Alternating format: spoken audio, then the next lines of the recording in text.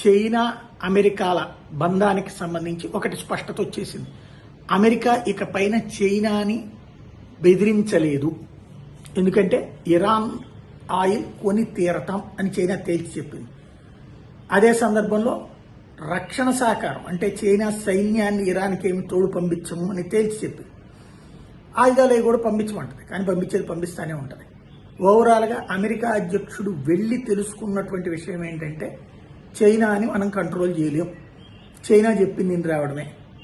ఒకప్పుడు చైనాని భారతదేశాన్ని దెబ్బతీయడం కోసం చైనాని ఎంకరేజ్ చేసింది అమెరికా, పాకిస్తాన్ని చైనాని ఎంకరేజ్ చేసింది. ఎందుకంటే భారత్ రష్యాతో సంబంధం పెట్టుకుని బలోపేతం అవుతుంది ఆసియాలో అని. ఇప్పుడు రివర్స్ అయ్యి ఆ చైనా అధ్యక్షుడు అమెరికా అధ్యక్షుడు వచ్చినా సరే మేము అటే ఉంటామని తేల్చి చెప్పడం అన్నది కీలకం.